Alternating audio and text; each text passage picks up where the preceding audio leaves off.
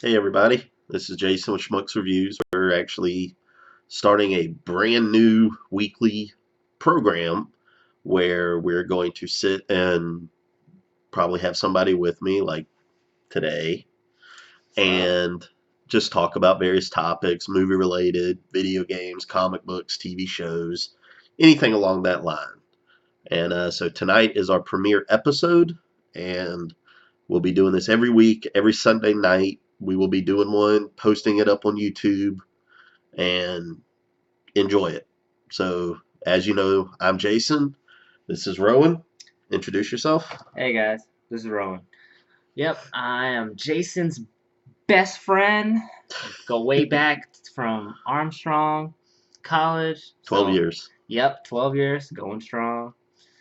Also a self-published author. I've actually published 3 books so far.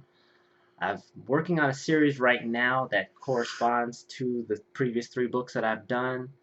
So, you could check those out on my Twitter at Rowan, Rowan, Lake, Lake, Jr. Shameless self plug. Hey, I gotta do what I gotta do, man. So, like I said, this weekly episode we'll be doing is just going to kind of just talk about various topics and all the different formats. We're going to keep it a little short tonight, being the first episode. Hmm. Next week we'll have a lot more topics planned, and hopefully a third person who, if you follow the page on Facebook, is Duck, who does all of our comic reviews and everything in the comic world. He couldn't make it tonight, but he did say he's going to be here next week, so hopefully he will. And everybody out there in the YouTube world can see his pretty face, Of course. along with the rest of ours. So with that, let's get on to our first topic. It's kind of something that's become a recent trend with movies and trailers, and that is trailers for the trailers. Today, there was one released for the upcoming live action Beauty and the Beast movie. They just released a little, like, 12 to 13-second video basically to tell you that the trailer is coming out tomorrow. This is, like I said, it's been an ongoing trend. Rogue One just did theirs. They did a little 11-second video. Ghostbusters did one for their first trailer. Deadpool did one before its first full trailer. And like I said, it's becoming a little bit of a trend with movies. It kind of annoys me personally because you're basically just teasing everybody for a teaser. So you're double teasing us True. That is true. because you release a little 10-second clip just to tell us that a minute long clip is coming the next day. Yeah. Now, he's known about them trailers for trailers. I didn't know nothing about them until he actually showed it to me, and then I got pissed off because I didn't realize those were trailers for trailers. I just thought, because, for example, you see it on like Fox, ABC, you might see like that, oh, we're going to give you a sneak peek of upcoming movie on our show, on whatever show it is. So I used to just assume, oh, that was the trailer for it because that was the official trailer that they were going to show. Come to find out, he's telling me that those were teasers for the trailer that is going to Yep. be shown later on. Yeah. Now I'm pissed because I didn't realize that. Yeah. So that just shows you that the movie industry is really trying their best to make sure that you get so captivated with this movie. They got to make a trailer for the trailer. Yeah, it just seems a little excessive. To me, the only one that was even good was the Deadpool one because all these other ones have just been little snippets of the teaser that they then re-release in the full-length teaser trailer that they show however long. Like Ghostbusters, I think was 2 weeks. Mm-hmm. Rogue One and both Beauty and the Beast were the next day. But the Deadpool one, while it was good because it actually was a clip of Ryan Reynolds as Deadpool doing the movie voiceover guy, talking Yes. about the trailer, was good. Just like the entire marketing campaign for Deadpool was the best ever. in any movie I've ever seen. But that's because they actually did it right. They Exactly. actually thought it through of what they were doing. The The- other movies, they're not thinking it through. They're just figuring, oh, because we're talking about Star Wars or we're talking about Beauty and the Beast. Oh, people already know that. Let's just do it. It's gonna work. No, that doesn't always work, because not everybody's going to be in the know. I mean, heck, I didn't know that they was making a live action Beauty and the Beast. I thought they already made one. What was that, Beastly movie? oh God, yeah, I thought that was live action Beauty and the Vanessa Beast. Hudgens or something like that was in it. Was Yeah, a god awful movie. See, that's what I'm saying. It's like I didn't know that, but the reason why they're making a live action Beauty and the Beast is because they've made that live action Cinderella movie. So now it makes it's the sense next now when one. you actually think about it. You're like, oh, okay. But nah, if no one said anything about it, you would have just figured Beastly was the live action Beauty and the Beast movie that they made, and now they're trying to reboot it or something. Not just, oh, this one is an actual Disney movie that's live action. No.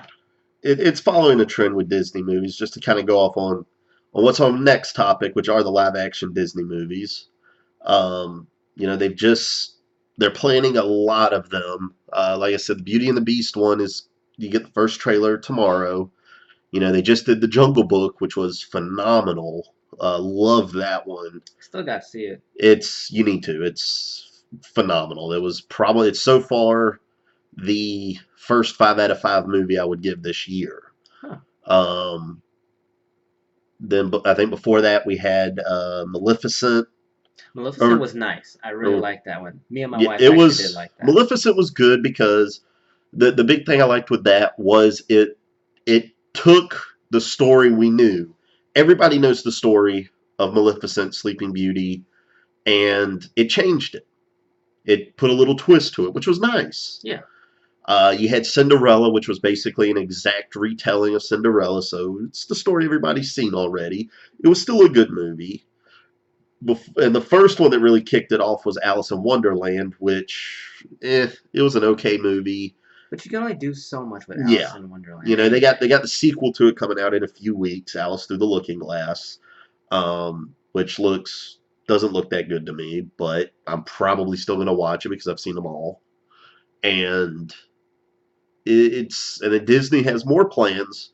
They've already talked about a live action Aladdin, a live action Mulan, a sequel to Maleficent, Okay, a sequel to Jungle Book, Okay. 101 Dalmatians. So we're going to get another one. Hold up. You already done 101 Dalmatians live action. They did, they did a couple of them. 102 Dalmatians. Yeah. Live action. How much more live action of that do you need to do? I think it was done. You can leave. You can just set that aside. You don't need to do that one. I can understand Jungle Book. Yeah. I can understand Aladdin. I can understand Mulan. Because I can understand any of the Disney princesses movies. I can understand that. Because we've not seen those before in the live action. Yeah, but you've seen 101 Dalmatians. I mean, come on. Glenn Close did Cruella de Vil. Well, have you heard who's going to be Cruella in the new one? Who? Emma Stone.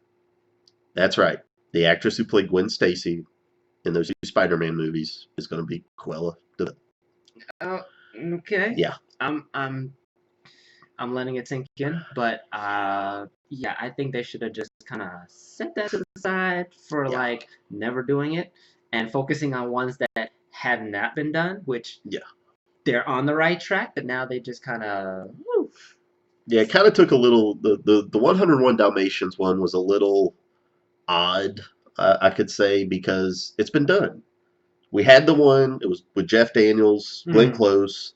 They did a sequel to it, which and the sequel was okay. Whatever. I don't really remember much of it. No. And then that's it. You know, but okay. I guess Disney's trying to do this kind of continuing trend of doing live action versions for all their movies, and it's been successful. Yes. It's been successful for them, so obviously they're going to keep going. You know, Jungle Book's been out for over a month now, And, they just released the weekend box office numbers. It's still number 5. It's still in the top 5 after over a month of being in the theaters. And that speaks for how good that movie really is. Yeah. And that shows. Yeah, I mean, and it goes without saying that when you have a really good movie, it will show itself to the world that it's a good movie. Exactly. Because the actors get it right, director gets it right, the writers get it right. Yeah. And when all of them get it right, and they can work with the company, aka Disney, then it's all good. But my thing that always pisses me off is when you have movies that it looks good, but then when you actually watch it and you're like, oh, this ends up sucking because the director wasn't in on it all the way through, the writers weren't in on it all the way through, actresses didn't care, they just were doing it for a paycheck, and then this because the company was rushing everything, it becomes terrible. Yeah. So I'm also a kind of person where I'm not a big movie person, but when I do watch movies, I like to watch one that is telling a good story. Because as an author, I know for a fact that when you want to captivate your audience, you got to tell a really good story. You can't just make crap up and expect people to just take it. You got to really do your research on it. You got to be able to, work with the people that's around you. You can't just rush something, expect it to be a good movie. Yeah. And it shows when you have the actors phoning in their performance. It shows when you watch the movie. It was one of the many complaints with The Huntsman that I had with it was I love Charlize Theron. She's a great actress, but she phoned it in because nobody cared about that movie. Bruce Willis has been doing it constantly over the last several movies he's been in. Is he just phones in his performance? He's collecting a paycheck, and it shows. So it shows when you see the final product, and it shows. Yep. You can always tell when the actors involved just don't care, when the directors don't care, when the producers, the editors, when none of these people care. It shows. Yep. I know we went on a bit of a tangent there about that, but the one live action one that really has me intrigued that Disney's doing is Aladdin. That is interesting. And the reason for that is, of course, Genie. Yeah. Robin Williams is so identified as his portrayal of Genie that how do you get somebody to top that? How do you get somebody to take that role that he did and was amazing in that role? And you're talking about a cartoon. Like if it was already a live action, that would have been a whole different story. But you're talking about a cartoon where Robin Williams' voice really portrayed Genie to the T. I mean, even as a kid growing up watching that, I actually thought Robin Williams was a fucking genie. I mean, he portrayed him very well. He was a standout in that movie, and what was a great movie. And Robin Williams stood out as his performance of Genie. And not to say anybody else wasn't, Gilbert Gottfried's Iago is still one of my favorite Disney performances ever. Yeah. He played that parrot or bird or whatever the hell that thing was. Phenomenal. But how do you top that? How do you top Robin Williams' performance as Genie? And how do you do it without making it seem like you're copying that performance? And that's the challenge that Disney's going to have. Yeah, exactly. And that's what I'm actually seeing with the Disney live action movies that they're trying to do is they're basically trying to say, okay, when we did this and it was animated, it was great. How do we top that greatness? Exactly. And that's why Jungle Book, as you're saying, has been at the top 5 because of the fact that they found a way to make it greater than the animated movie. And I think a lot of that had to do with the way Jon Favreau directed it. As I said in my review for the movie, you have to realize the only thing not CG in that movie is the kid playing Mowgli. That movie's 100% CG. I believe The it. animals, the forest, all of that is CG. And you can't tell when you watch that movie. You sit and you watch it. You just go watch the trailers and see that everything you are watching, with the exception of Mowgli, is CG. The entirety is CG. All of it. Wow. And it also tells you how good of an actor that kid is, that he performed very well acting against nothing. It was just a green screen. Yeah, they gave him little forms of some of the animals, like little puppets, so to speak, when he was holding some of the animals and things like that, but it was still all CG. You know, that says something about how good they did that movie. That, you know, if you want to see a case of it, just like, and I don't mention this in my review, but go look at the Star Wars prequels. That's an example of doing it badly. Yeah. That entire movie was almost filmed entirely on a green screen, and they did an awful job with it. Where this time they did it great, and it was a phenomenal movie. Like I said, it's definitely one that everybody should see. And you know, we talked about, you know, with Cinderella, it's the exact telling that, you know, just done live action, which isn't even the first live action version we've seen of Cinderella. Mm-hmm. But it was still a very, very good movie. It was still very well done, acted. Everything was just very well done in that movie. And then, you know, touching back on Maleficent, good movie. It completely changed the story of Maleficent, which I enjoyed. I thought that was a nice twist to do. Oh, yeah. I also hope that is not something they do with a lot of their villains going forward. I hope not. Don't make the villain some kind of anti-hero villain who suddenly turns good at the end of the movie. Spoiler alert if you haven't seen the movie, but it's been out for a while, so you know that's your own fault if you haven't seen it. Just don't keep doing that.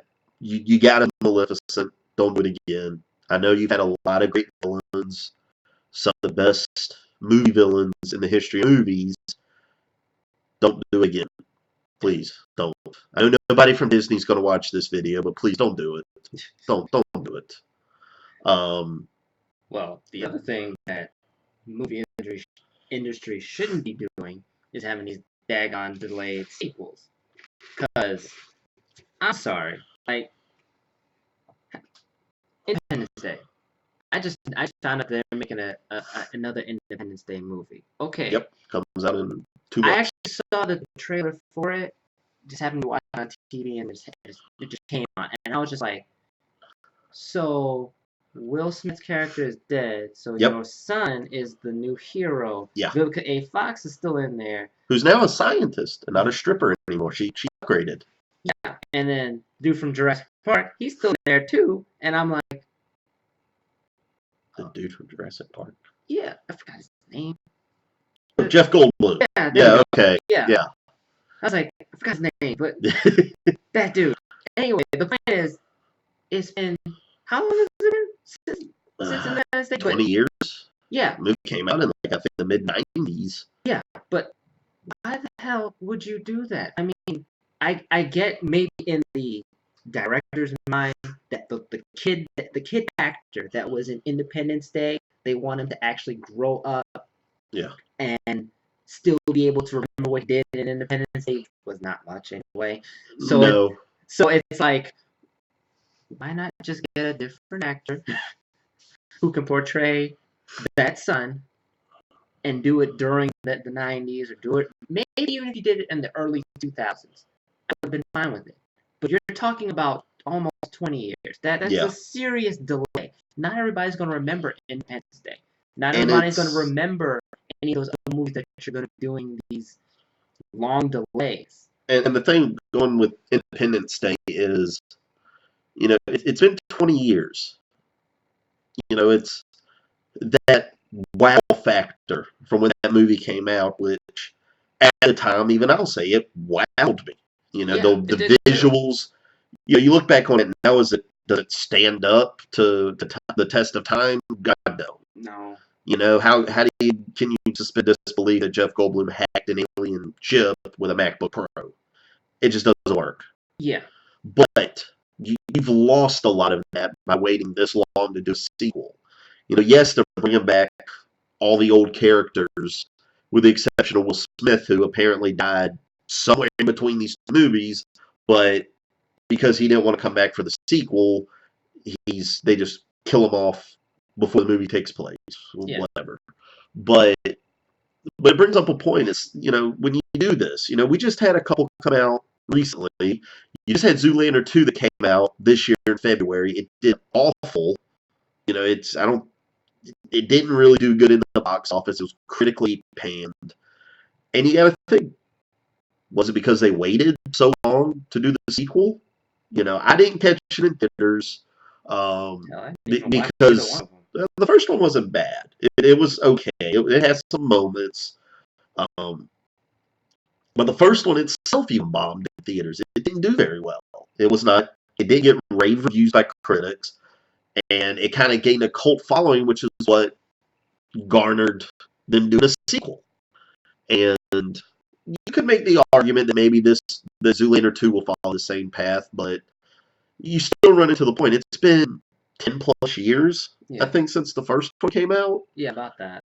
And then, last year, the year before, we had Dumb and Dumber 2. There's another one that's been 20 years. Mm-hmm. That movie sucked. Granted, in Dumb and Dumber 2, they did play off on that at the beginning of the movie. Yeah. Which, okay, that works. You're good. But it still was not a good movie. Yeah, because I watched the first one. First one was amazing. Yeah, first one for the time period when it was done, it was fine. I thought parts of it was funny, but I just did not want to watch the second one. Not because I didn't like it. It's just you're talking about something that you waited for so long. Yeah. You're not going to remember unless you actually have it in your DVD case, like one back there, and you can literally play it every day to remember what happened. So when you actually see it, that you're like, oh, okay, yeah, I think I remember everything. No, you got the movies, you got your own life to live. You're not gonna remember any of that. Now, if it was something that really stood the test of time, as you put it, then yeah, you're gonna remember it, even if it came way later. Which just to kind of play on that a little bit, with Dumb and Dumber 2, it took me a while to finally get the nerve to sit down and watch that movie. I didn't see it in theaters. I was scared to see it. I really was, because I loved the first one so much, and I was worried that with the track record of sequels like that it's just not going to be good. It's going to tarnish the first one to me. I don't even count the prequel one they came out with. That movie doesn't exist, so we're not even going to count that one. But I didn't want to tarnish how much I like the first one, especially Jim Carrey and Jeff Daniels playing off each other as good as they did. Yeah. And it just wasn't. It was not a good movie. And when you wait 10 plus years, just don't do it, because most times it's not going to turn out good. Yeah. Obviously, there are exceptions. There's always going to be an exception to the rule. We just had the new Star Wars come out. It's been a long time. Probably another 10 plus years. I can't remember exactly when Revenge of the Sith came out, but that was a great movie. So obviously there's exceptions, but Star Wars is also an exception to the rule. It's its own entity. Yeah. But just like you got the sequel to Blade Runner coming out, I think next year, in the summer. Mm-hmm. It's been a long time since Blade Runner came out. I think it was the early 80s. Yeah. I wasn't even born in the early 80s. Ooh, well, no, I was 84. But still, I mean, I know what you're talking about. Like, it was good in its time, but then to make a sequel for it so long time, not everybody's going to remember it except maybe, like, our parents. Well, our parents even watched it. I don't even think it's a case of remember, because especially when DVDs, Blu-rays, all these, you can always go back and rewatch it. It's just the nostalgia factor's the only thing they're really playing on. Yeah. Everybody knows Blade Runner is now one of the greatest movies, probably one of the best movies ever for most people. But it's been 30 years. It's been over 30 years. Not Well, sure if I really want to really watch it. to a sequel this late in the game. I mean, Well, it's been a long time. It's why been a why I long think time. that they're probably doing that is because remember when the latest that recent Tron movie came out, Yeah, they were trying to do the same thing. yeah, They figured, oh well, we did this with Tron, even though it was what was it Disney that did the yeah. Tron They one? did both of them. Yeah, Yeah, so it's like okay, if Disney could do it, we could do it. yeah, That's really what's going on. Is that it's all a marketing thing that's going on. Once they see one movie doing so great, somebody else oh yeah, thinks that they can do it better or they can do it at the same stage. But when you're talking about the subject matter, it's always going to be variable. You can't you can't really predict that if Tron does if the Tron sequel is going to do better, that a Blade Runner movie a sequel is going to do better. You can't. You're comparing apples to oranges, and really. I think a lot of it is that they really want to play on the nostalgia factor. Yeah. We all know, just going back to Blade Runner, everybody knows Blade Runner is a great movie. Dumb and Dumber was a fantastic movie, and you come out with a sequel after it's been so long, and you got to know that they want the nostalgia factor, that regardless of if the movie's good or not, they're going to make killer money on the opening weekend, Oh yeah. but then that's it. And that's what a lot of these movies do is they make a decent bank on the opening weekend and then just drop off after that because people realize they're not that good of a movie. Yeah. And, and here's the question. What's kind of an appropriate time frame for a sequel before it becomes too late to really to where it shouldn't really be considered at that point? For me, it's about 4 or 5 years. After 4 or 5 years, don't bother. I'm actually agreeing with you on that because anything after 5 years, it's almost kind of like why did you even think it in the first place? Yeah. Because the reason why I'm saying is because most times when we watch movies or even hear about movies, especially if they're making sequels, they literally try to come out with it almost Oh yeah. every freaking year. Well, I mean, look, they've already got a Deadpool sequel coming out. They've already planned it. They've already started it basically, and the movie just came out this February.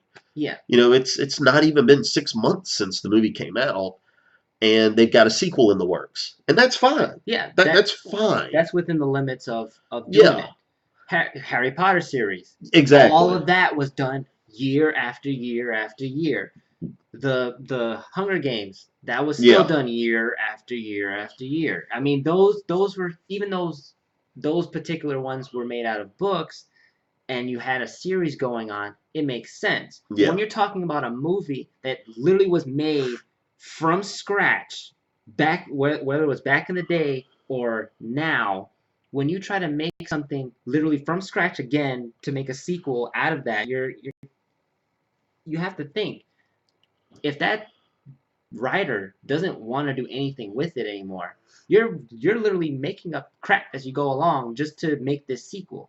So I'm scared of watching the the new Independence Day movie because I think the person that wrote it probably didn't want to do anymore. So they had somebody else write it, but that person had to go watch Independence Day to figure out, oh, what can I do?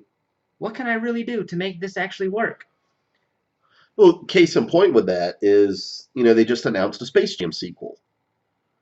Why? With it's. I agree. I'm sorry. Why? It's. I know there's been the rumors. Probably every year, I think there's always been a rumor of a Space Jam 2 with insert latest greatest basketball star playing. I think LeBron is who they got now. If I remember right, I don't know. I think I heard that. I'm not a sports guy, so I really don't know these people. I've watched the Space Jam, the first one. The first one was great for its time. I mean, it was a unique experience and made R. Kelly a household name with that damn song that was everywhere at that point in time. But again, it came out in the 90s. It's been over 20 years. Yeah. But the point I was going at with this was the director of the first one came out and actually said, "Your movie's gonna suck. There's no point in making this movie. Stop." And you But gotta wonder, is he just being like a bitter asshole because they didn't bring him back for it? Or, like I share the thought is, why are you doing this movie? It's been so long. Why are you going to make a Space Jam 2 20 years later? To me, it's stupid. It's going to get that nostalgia views. Of course, we'll see when the first trailer comes out. It's not like the Looney Tunes movies have been good in the live action realm. Space Jam being, I think, the only one that actually did good. There was that awful Brendan Fraser one that came out. I don't even remember the name of it. I haven't even seen it. So I Oh, wouldn't you're even know lucky. anything. Oh, you're lucky for that. For Yeah. those who want to see it, it's on Netflix right now. Go look at it. Yeah. Bring plenty of alcohol. You'll need it. But I mean, But all in all, it goes to show you that the movie industry is that hungry for new yeah, ideas, but they're also afraid of those new ideas just because they figure, oh, if the new idea isn't going to work, we're not going to make any money. Let's go back to the old stuff, knowing that people are going to be nostalgic about yeah, it and they're going to just get it. I mean, I get it. Like honestly, as a consumer and as a writer, I get it. You want to make sure that your story sells. You want to make sure that you're getting your money's worth for whatever it is that you're watching or whatever it is yeah, that you're buying. But the point is, you can't also expect that the nostalgic factor is going to work every single time. I yeah. mean, it may work for like a brief moment, but then that's it. I mean, like what? Um, Gem and the Holograms. That Ugh. just shows. Okay, I didn't like. My wife loved Gem and the Holograms. I've watched it as a kid too. Yeah. Not the biggest thing for me, but I watched it too. I Not a know. property that is really a household name. It's not a Teenage Mutant Ninja Turtles. It's not a G.I. Joe. It's not a Transformers. But it had its audience. Yes, it had its audience. My wife refused to watch the Gem and the Holograms. Rightfully so. She believed that when she saw the trailer that had nothing to do with Gem and the Holograms. And there's a reason that movie was pulled from theaters after 2 weeks. And that's because it wasn't Gem and the Holograms. Yeah. Yeah, you may have had some of the names. You may have had synergy in it. You might have had the daggone name. But everything else about it had nothing to do with Gem and the Holograms. It was an awful adaptation of the show. I don't think it didn't really share anything with the show. I don't even think it had to do anything with the show. That's my take on it. Outside of the name and the look. Yeah. Of the different characters, that was it. That was about all it had in common. So I mean, it goes without saying. I'm the kind of person where I'm afraid that a lot of the nostalgic stuff that we love is going to be torn to shreds just because the movie industry feels that that's the only way you're going to get your money and your audience, and that's not the case. Some of us moviegoers, whether we're big moviegoers or not so big moviegoers, we want something also fresh and new, something that we've never seen before. Heck, when you actually make a movie and you have no-name actors that you have never seen before, it makes you want to watch it because you're like, who are these people? Yeah. I want to know how they're going to act. The X-Men Apocalypse movie that's coming out, they have some no-name actors in there. Let's not get into that movie just yet. We'll save that for next week. Gotcha. When we've had a chance to see it, because that movie's not been getting the best of reviews. Okay. See, so I'm also trying to get on board with what he's going, but yeah, you definitely need to check out his review show. Yeah, well, shameless self plug number 2. So yeah, it's the delaying sequels like that, whether or not they're delayed on purpose. It rarely ever works out when you wait that long to make a movie.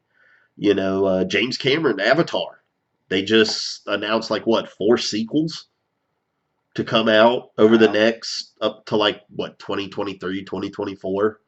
We're going to get Avatar movies. I think it's every other year he's going to release one or something along those lines. Okay. But it brings up the point. Has it been too long?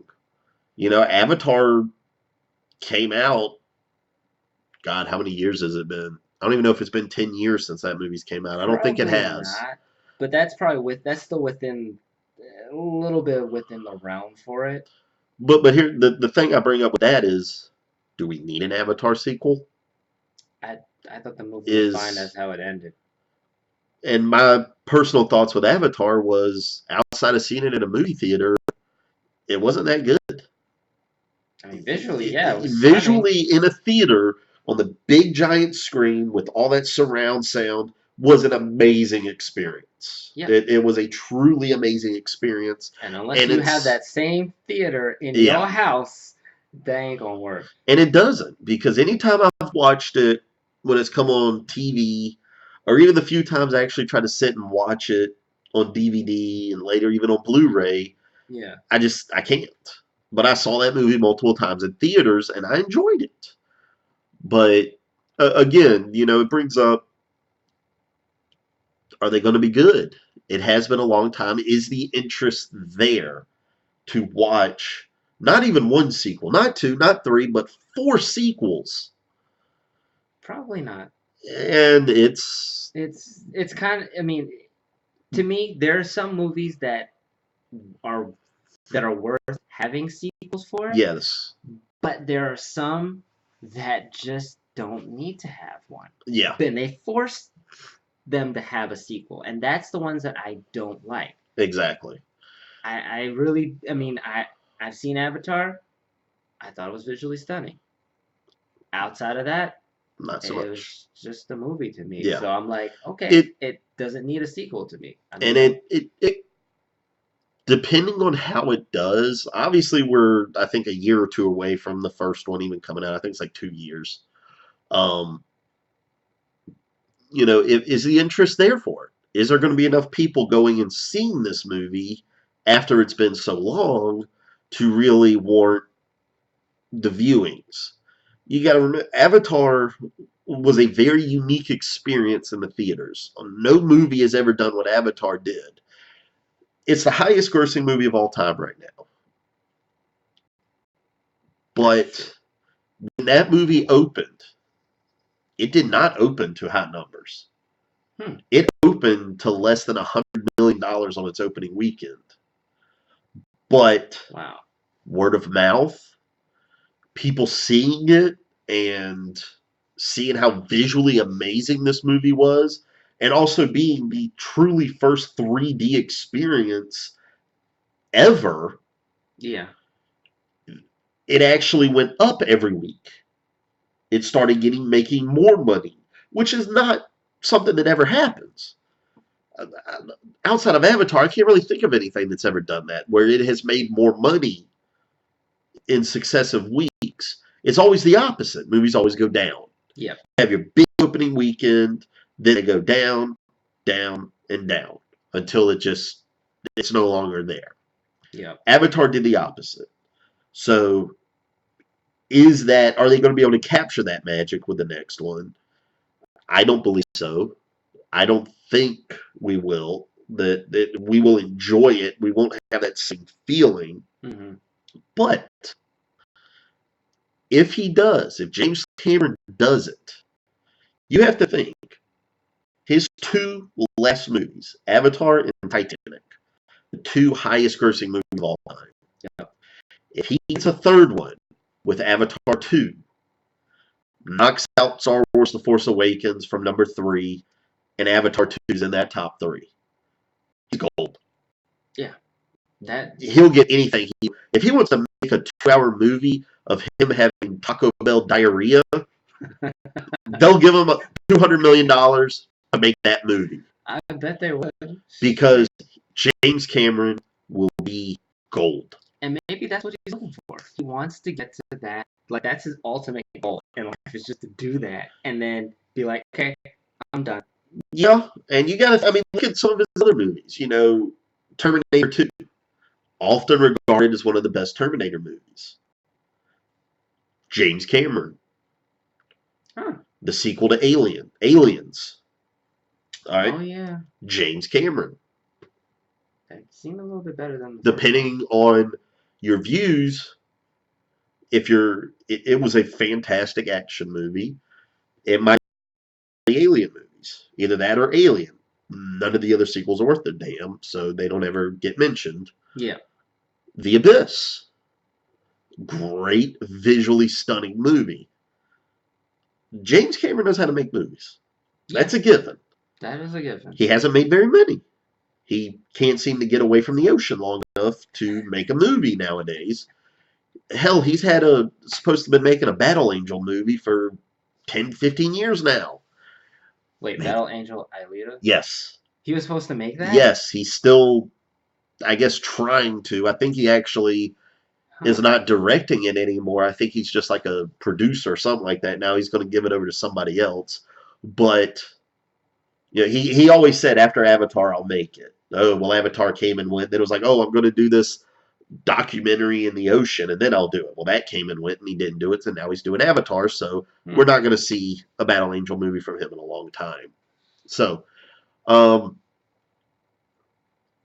last thing I want to talk about, kind of similarly related to what we were just talking about, and that's comedy sequels.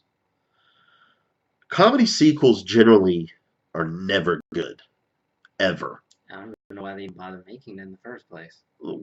Probably my thought on that is they think that they can recapture what made that first one so good. What was it that made that first one good?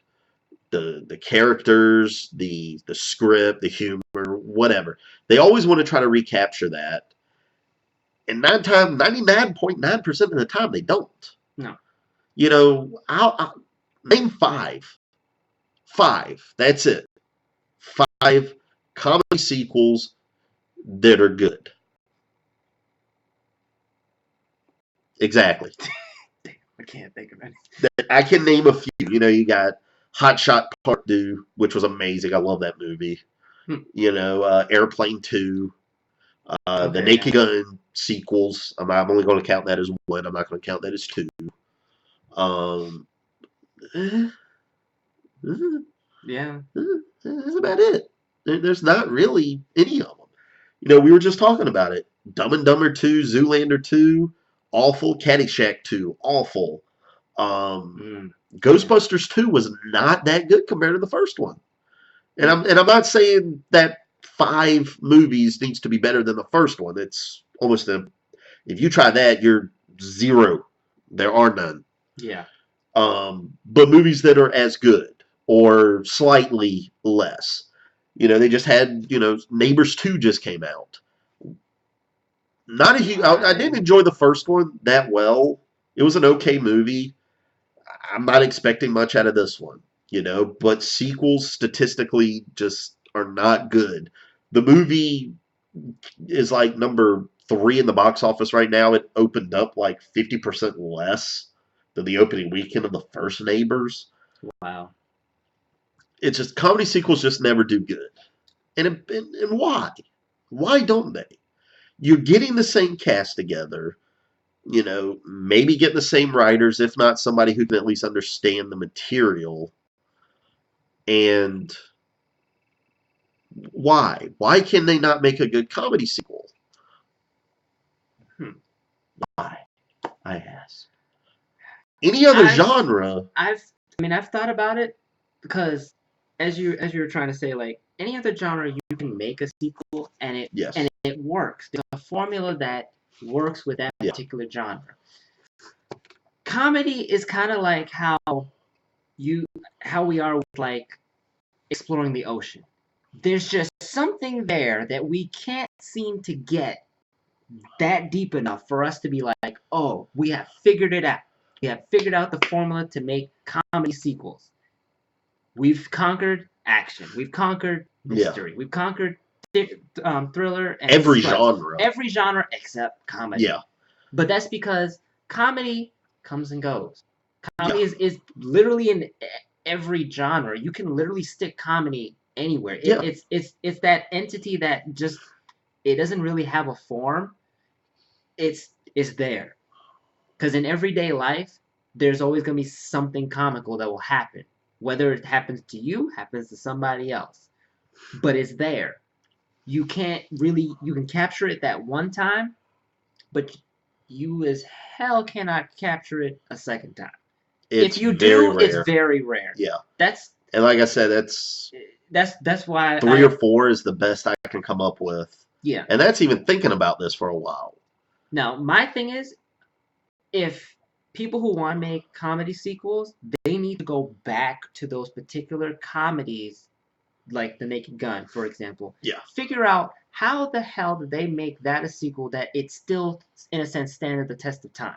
Because that's really like the only comedy sequel I could think of that really stood the test of time, that each sequel or each movie for it was actually still good. There was nothing really bad about it. Yeah. There might have been like a few things here and there, but overall it was still good. And I would even argue that, the third one, the 33 and a third, Yeah. I thought it was better than the first one. And yeah, like I said, there was some points of it that made me think that's just that. me. Yes. I mean, it's, I love the first one. The second one was good, and they ended it great. I wish it was one of those that they had kept going, because Yeah. Leslie Nielsen was one of the comedy greats. I cried literally when I heard he passed away a Yeah. few years, however many years ago it was, because I love Leslie Nielsen. I think he was one of the best. And that's what happens when you actually do find the right kind of comedy actor to do that role. He or she will do it so well that it will make the movie Yeah. great. But that's the problem. You're not finding the right kind of actor to do this particular comedy. Not saying that none of the actors that are doing these comedy sequels or comedies are bad. It's just they're in that moment. Yeah. So that movie that they've done that one time, that's it. That's all they can do. When you make a sequel to it, it's kind of like you already know that they're going to be like that one trick pony. They don't got anything else. Yeah. And that brings up a point with that too. It's, a lot of humor nowadays doesn't carry. It's, you No. watch it once, you laugh your ass off. You watch it a second time, you may get a few chuckles. You watch it a third time, you're just like, Yeah. yeah, I remember that. And they just don't hold up like they used to. I can still watch the Naked Gun movies and laugh, or the old Mel Brooks movies. Oh yes. The Spaceballs, History of the World, Blazing Yeah. Saddles. Blazing Saddles that's a prime example of something like if they made a sequel out of that one, that shit probably would have stood the test of time. That was good. So yeah, and kind of going back to the last topic, Bill and Ted. Great movie, the first one. Yes. I always get them backwards, so I'm just going to say Bill and Ted 1 and 2. I always forget which one's which. Yeah, I can't remember. The first one, great. Second one was good. They're making a third one. Why? They're too old. Oh, what? Yeah, they just, maybe a few months ago or something like that. They said they're working on making a third one. They're too old. Yeah. Keanu Reeves cannot play that stoner idiot type character anymore. He probably could. It wouldn't work. It would look weird. It wouldn't work after 20 years. Yeah. Like I said, there's just some things that you can't captivate if you don't have the right formula for it. It's one thing if you were doing it consecutively, then it would be fine. But I think that might be what they're missing with the comedy. The comedy formula is the time frame, because a lot of these comedy sequels end up being so far apart that you miss it. You're like, okay, I watched the first one, yay, that was great. You watch the second one, you're like, what the heck? Or they try the same jokes again. Yes, they do try the same jokes. And in the case in point of that was the Hangover movies. Well, the first one was great. Yeah. The second one, it was like, oh, okay, we're doing the same shtick again. We've seen this. The third one had nothing to do with any of it. It was just an awful, awful movie. Yeah. And that's it. They just don't. They either try the same shtick over and over and over again to where it's like we just don't care anymore, or whatever. They miss it. They get new writers who just don't understand the humor. The actors phone it in, or they get new ones that just aren't good. And that's it. So, any other thoughts on that? Nah, All right. I'm good on that one. Well, that's it for our first episode. Like I said, next week we'll be back with another episode, same Sunday night like this, and hopefully we'll have a third person, and Rowan will not look like a locked character in a video game by the end of it. Exactly. We'll have a light on. Yep. So with that, thank you for watching. Please go give us a like on Facebook. I'll put the link in the description. Subscribe to the channel. Give the videos a like. Give us some love over here. We need it. Yep. And go buy his books. They're on Amazon. Well, Something like that. Yeah, you can actually get the ebooks on Amazon. But if you're wanting to know particularly, my first book, Beasts of the Bronx, was on authorhouse.com. Heaven Fighter Angelon and Plastic Soul, those two are on lulu.com. So LULU.com. All right. So with that, I'm Jason. That's Rowan. See yous. We'll see you next week.